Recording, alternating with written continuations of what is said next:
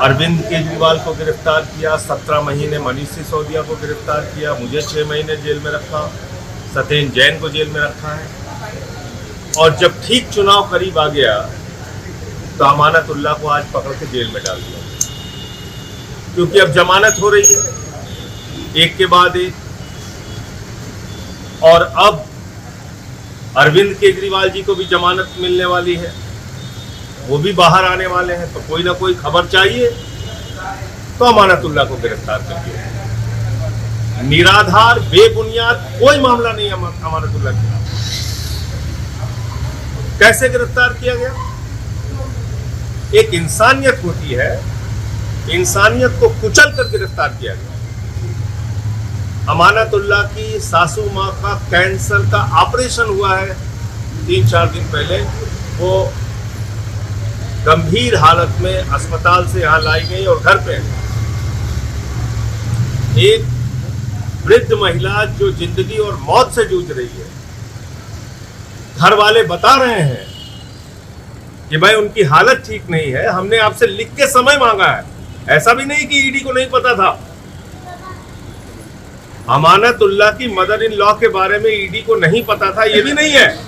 लिख के सूचना दी गई कि हमें कुछ समय दे दीजिए, हमारी मदर इन लॉ की तबीयत खराब है, उनको कैंसर हुआ है, कुछ वक्त दे दीजिए, हम इन्वेस्टिगेशन जांच करेंगे।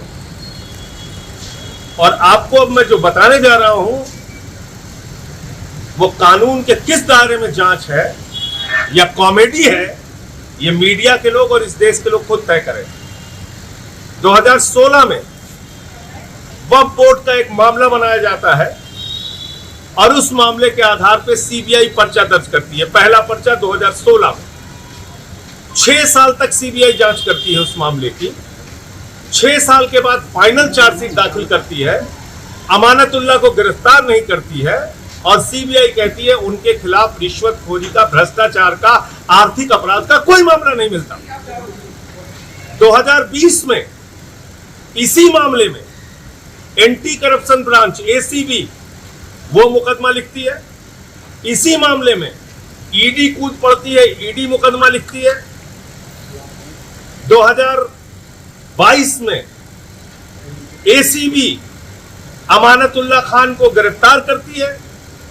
अमानतुल्लाह खान को उसी मामले में जमानत मिल जाती है। कोर्ट कहती है, कोर्ट की टिप्पणी है जब एसीबी से जमानत मिली कि अमानतुल्लाह खान के खिलाफ कोई भी भ्रष्टाचार, आर्थिक अपराध, रिश्वतखोरी का मामला नहीं है। उसके बावजूद 2023 में अमानतुल्लाह खान के घर पे ईडी का छापा होता है, ईडी की छापेमारी चलती है। फिर 2024 में ईडी बुलाती है, 13 घंटे तक पूछताछ करती है। किस मामले में पूछताछ कर रहे हो? जिस मामले में जमानत मिल चुकी है, जिस मामले में सीबीआई की फाइनल चार्जशीट दाखिल हो चुकी है। ये ड्रामा नहीं है, कॉमेडी नहीं है, तो क्या है? और आज सुबह सिर्फ गिरफ्तार करने के उद्देश्य से, जेल में ठूसने के उद्देश्य से, जेल में डालने के उद्देश्य से अमानतुल्लाह खान को गिरफ्तार कर लिया गया। मैं भाजपाइयों को कहना चाहता हूं, तुम पूरे देश के सामने एक्सपोज हो चुके हो और तुम्हारे नेता, देश के प्रधानमंत्री नरेंद्र मोदी एक तानाशाह के रूप में स्थापित हो चुके हैं। बड़े बड़ों की तानाशाही नहीं चली, तुम्हारी भी नहीं चलेगी। तुम भी एक दिन सत्ता से हटोगे, जाओगे और इन बातों का जवाब देना पड़ेगा तुम्हें। आप सिर्फ गिरफ्तारी पे गिरफ्तारी किए जा रहे हैं। सुप्रीम कोर्ट से ईडी को लताड़ लग रही है, सीबीआई को लताड़ लग रही है, जांच एजेंसियों को लताड़ लग रही है। बावजूद इसके आप सुधरने का नाम नहीं ले रहे। आप आके अरेस्ट करके लेके चले जा रहे हैं। किसी को भी पकड़ो, कॉलर पकड़ के गिरफ्तार करो, जेल में डालो। ये कौन सा न्याय है?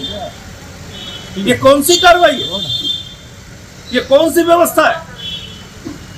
तो इसलिए पूरी की पूरी आम आदमी पार्टी अमानतुल्लाह खान के साथ खड़ी है, उनके परिवार के साथ खड़ी है। उनकी जो वृद्ध सासू माँ है, उनके साथ हम लोगों की सिंपैथी है, सहानुभूति है। लेकिन निर्दयता और तानाशाही की सारी पराकाष्ठा मोदी और ईडी ने पार कर दिया है। ये आज पूरे देश ने और दिल्ली ने देखा।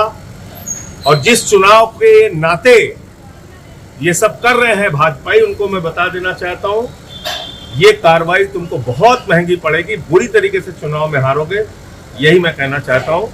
न्याय मिलेगा अमानतुल्लाह को भी, उनके खिलाफ कोई सबूत नहीं है, कोई मामला नहीं।